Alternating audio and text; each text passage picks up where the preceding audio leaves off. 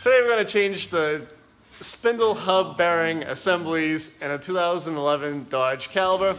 So we're hanging out in Lumpy's garage, and we'll show you the procedure and things you're going to need to do along the way. I'm going to do a spindle hub bearing on a 2011 Dodge Caliber, and we're going to pull the drum off, and we're going to pull the rear brake shoes off, and we'll show you how to unbolt it and swap it out.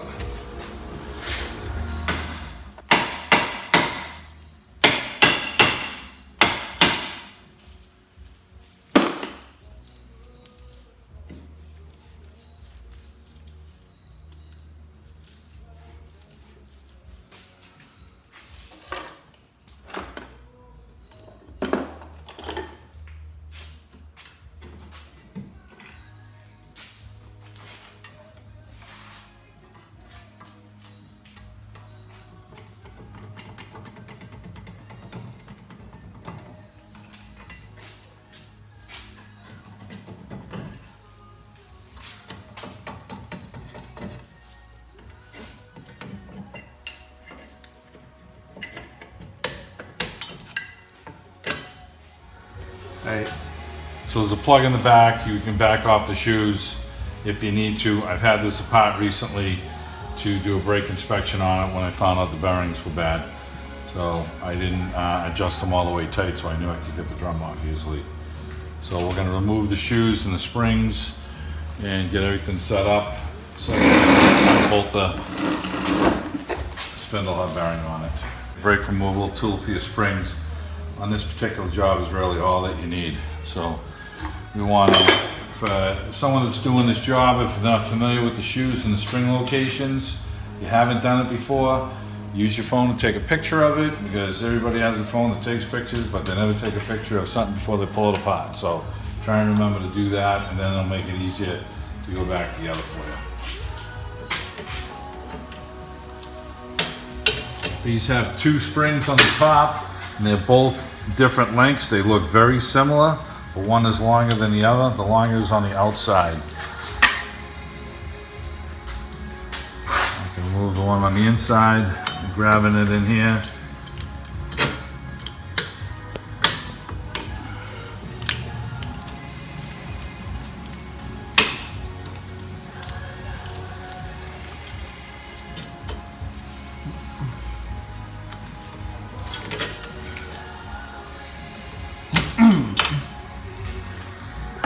The reason we're taking the shoes off is once we unbolt the spindle hub bearing, we need to get behind the spindle hub bearing plate that's stuck onto the backing plate. So we have to break that seal. So we're going to use an hand chisel just to break the seal, or you can use a regular chisel at home. So, okay, so we're going to remove our springs with the tool here.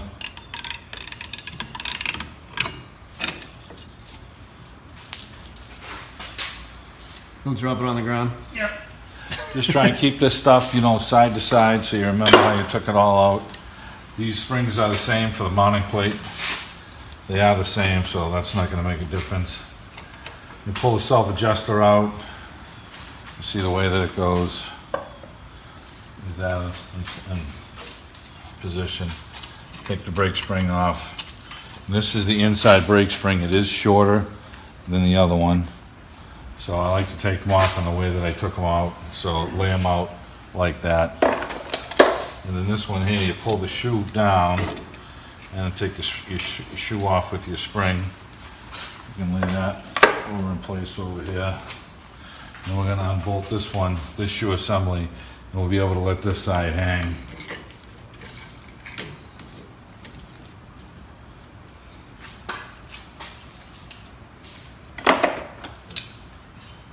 And this is going to stay together. It's got a lock and clip on it, so we can just let this one hang.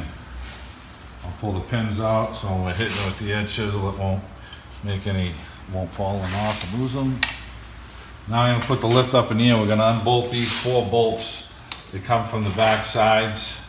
They're 18 millimeters, and once you take them off and unplug the sensor, which is a 10 millimeter, then we'll be ready to get the edge chisel in here. So now when you get this off, take advantage of it, soak it with penetrating oil, because you're trying to break this seal here.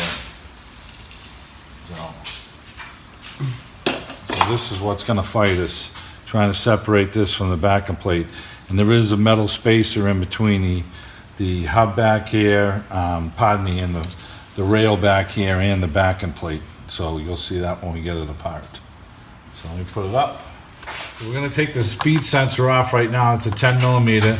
And we're gonna unbolt these 4 18 millimeter bolts. You wanna put this sensor somewhere it's protected. You don't want it to get damaged. It comes right out. It's nice and clean. Try and stuff this up in here. Now we're going to take these bolts out here.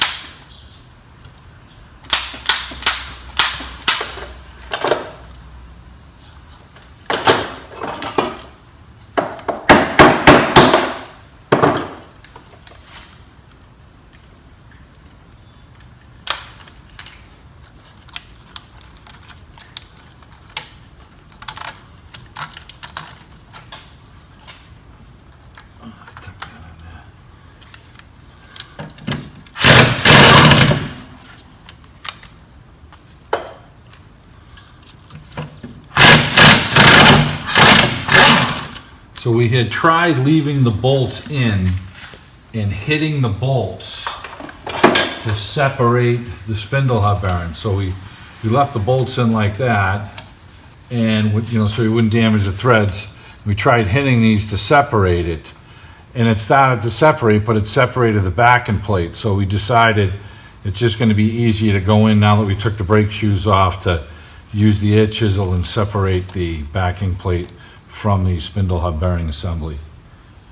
So that's the direction we're going now.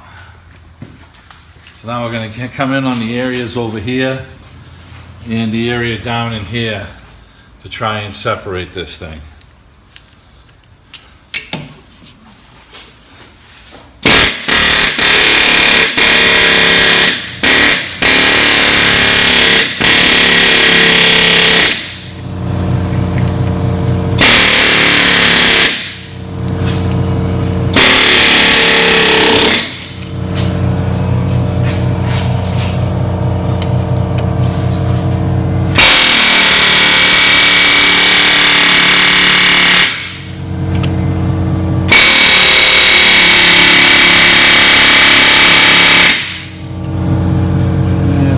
Starting to move.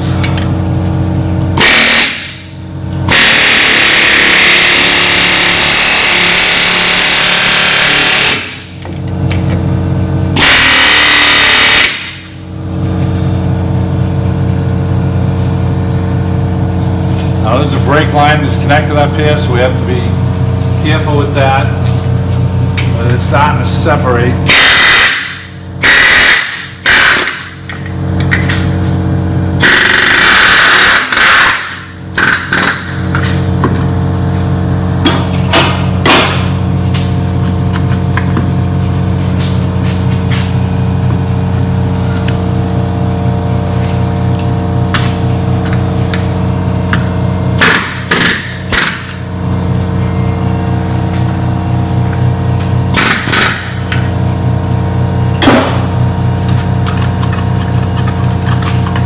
You have this plate that's in the back that's going to want to fall out here, so we're going to take this out. We're going to wipe everything down.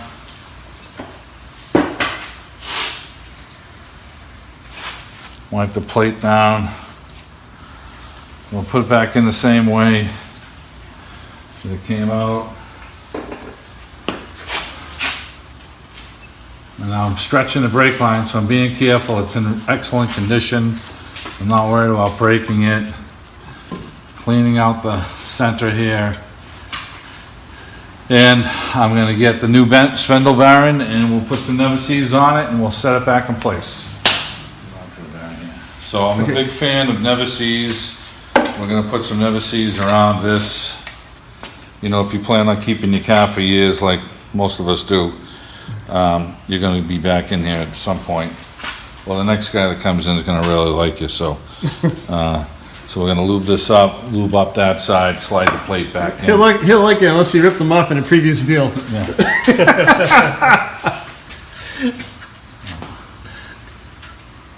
So how much never sees do you actually apply to the inside rim? Just a thin coating is all you need. Okay.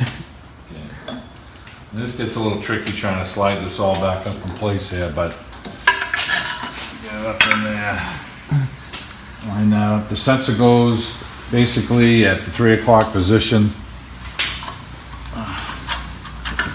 Slide this in like that. And then we'll line up the hole.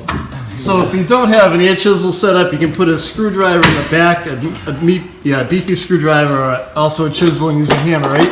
Yep, and it'll separate. I'm gonna put a little never sees on our bolts. Catch our 4 bolts. And tighten it all up.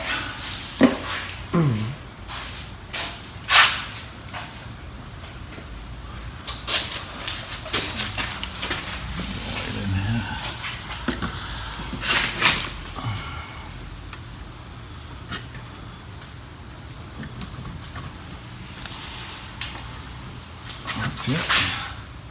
Got the plate lined up.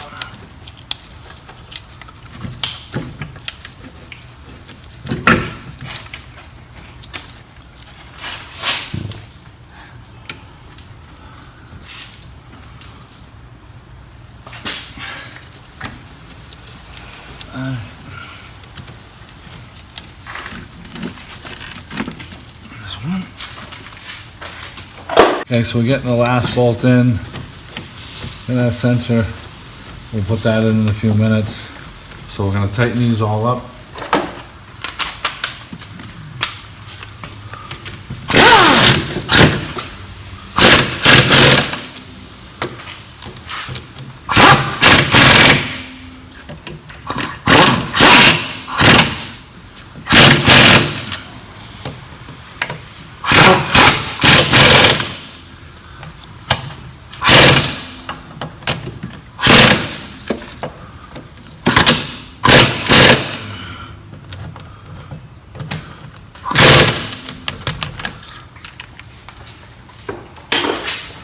Okay, make sure our sensor tip is nice and clean.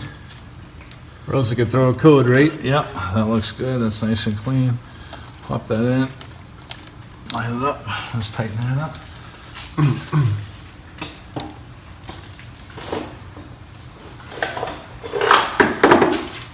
Little 10mm bolt.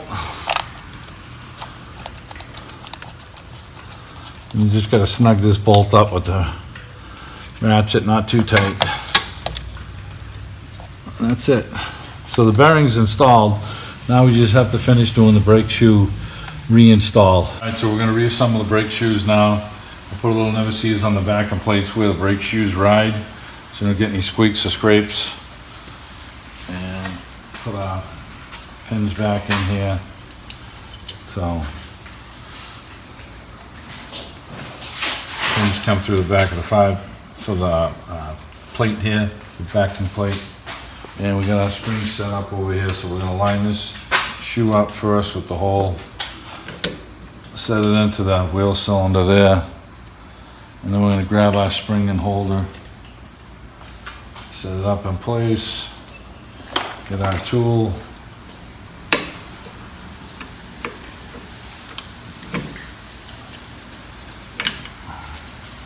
Hold your finger on the pin. You gotta look through and line it up.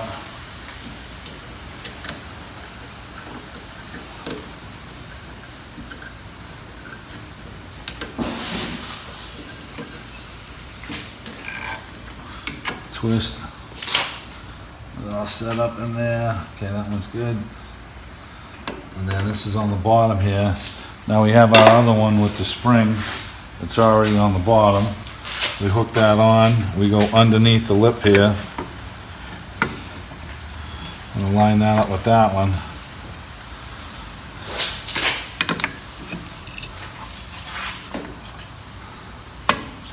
Okay, we'll grab our other spring.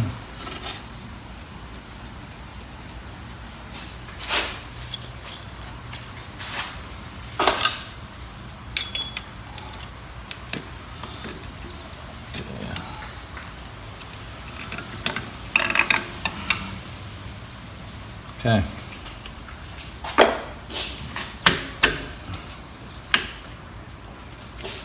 Now we can put our wheel cylinder self-adjuster in here. The thick side goes in first. Locks into the plate. That's in there. Get this one locked into the other side over here.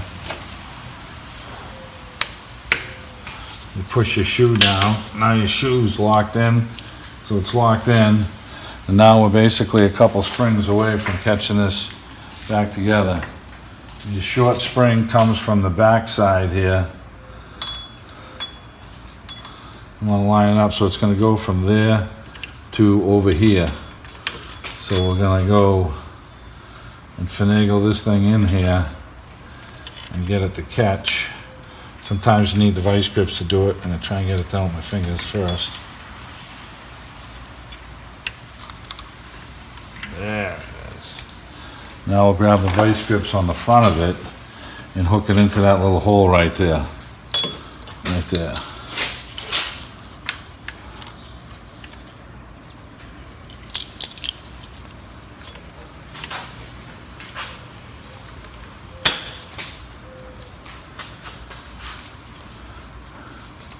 You can push your brake pistons in. It's all locked in on the shortest thing. Okay, that one's in. And that's gonna pull the brake shoes in. This is all in together. Now we got our last spring to hook on to the outside here. They go into the same hole, and this one's gonna hook over to here. We were hoping to do this job today without taking the shoes off, but it made it a lot simpler to take the shoes off.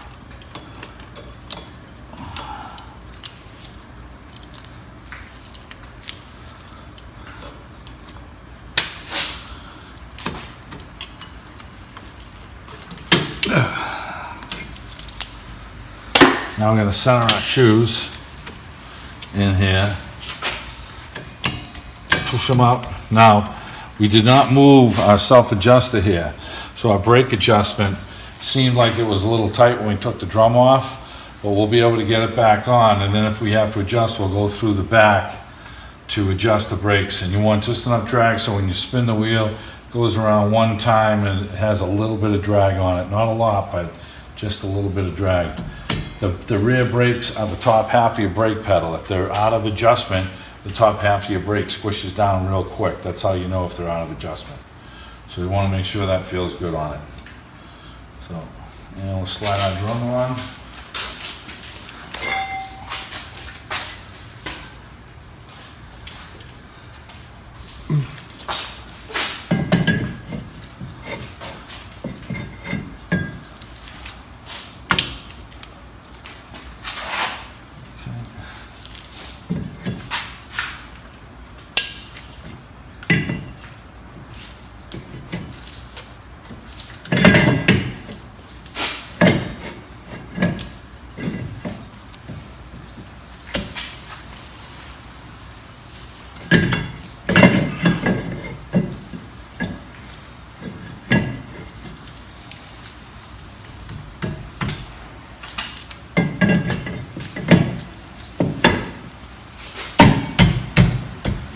We're going to back the adjustment off a little bit on this one.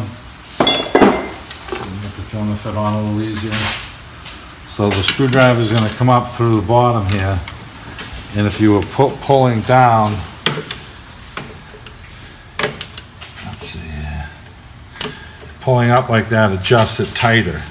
So we want to go the other way. So we're going to pull back on the lever in here, and we're just gonna go down to release this.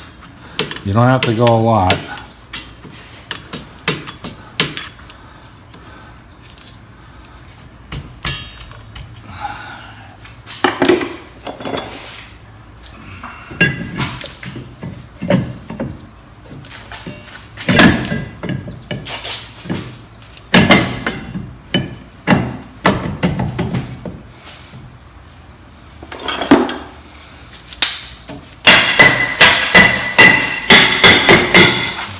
It seemed tight.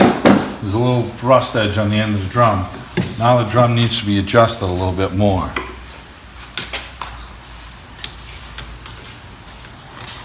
So we'll go into the backing plate here, and you can hear it clicking.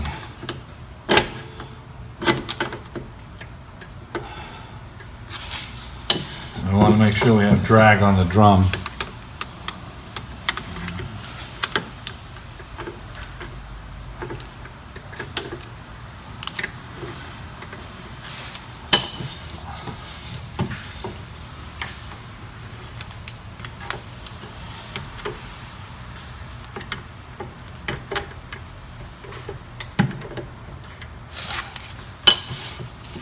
Okay, I'm happy with that.